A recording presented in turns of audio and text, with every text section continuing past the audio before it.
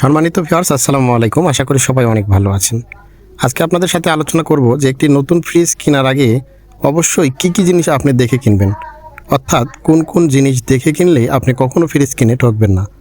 সর্বপ্রথম বলে রাখি, আপনি ফ্রিজ কেনার আগে অবশ্যই দেখে নেবেন যে ফ্রিজে কী ধরনের গ্যাস ব্যবহার করা হয়েছে। আর এটি কী করে বুঝবেন?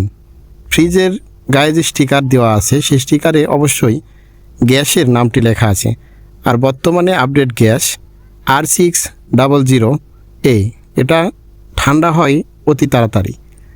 আর 2 নম্বর পজিশনে যে জিনিসটি আপনি দেখে নেবেন সেটি হলো আপনার কন্ডেন্সার, এটা কি কপারের আছে নাকি অ্যালুমিনিয়ামের আছে। যদি অ্যালুমিনিয়ামের থেকে থাকে তাহলে এটা নেবেন না, আর যদি কপার থেকে থাকে অর্থাৎ তামা থেকে থাকে তাহলে আপনি নেবেন। তামাও খুব তাড়াতাড়ি ঠান্ডা হয় এবং এটি দীর্ঘস্থায়ী। আর 3 নম্বর পজিশনে যে জিনিসটি আপনি দেখে নেবেন, আপনার ফ্রিজে যে ধরনের প্লাস্টিক ব্যবহার করা হয়েছে এটা আসলে কী ধরনের প্লাস্টিক ব্যবহার করা হয়েছে। যদি নর্মাল কোনো প্লাস্টিক ব্যবহার করা হয়ে থাকে তাহলে আপনি যখন ফ্রিজে খাবার রাখবেন অবশ্যই আপনার খাবারের এই প্লাস্টিকের গন্ধটা ছড়িয়ে যাবে। তাই দেখার আগে অবশ্যই আপনি ভালো মানের প্লাস্টিকটি ব্যবহার করা হয়েছে কিনা এটা আপনি দেখে নেবেন। অনেকের মনে প্রশ্ন আসতে পারে যে আমি কী করে বুঝবো যে এটা ভালো প্লাস্টিক নাকি খারাপ প্লাস্টিক।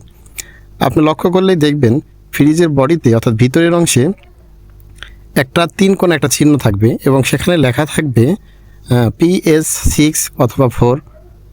এটা যখন লেখা দেখতে পাবেন তখন বুঝবেন যে এটি ভালো মানের একটি প্লাস্টিক।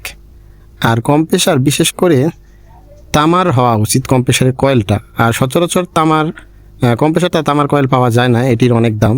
যদি আপনারা পেয়ে থাকেন তাহলে এটি দেখে নেবেন। আর না নিলেও বিশেষ করে তামার কম্প্রেসার পাওয়া যায় না, কম্প্রেসার বেশিরভাগ কপারের হয়ে থাকে। আর এটি হওয়ার কারণেই কম্প্রেসারের ওয়ারেন্টি প্রায় 12 বছর থেকে থাকে। তো এর মধ্যে যদি আপনার কম্প্রেসার নষ্ট হয় সেটি ফ্রিজ কর্তৃপক্ষ অবশ্যই আপনাকে ঠিক করে দেবে। তাই এটা নিয়ে দুশ্চিন্তার কোনো কারণ নেই। তো এই ছিল আমার আজকের ভিডিওটি দেখে যদি আপনি বিন্দুমাত্র উপকৃত হয়ে থাকেন অবশ্যই ভিডিওটি শেয়ার করে লাইক কমেন্ট দিয়ে সাথেই থাকবেন। আসসালামু আলাইকুম।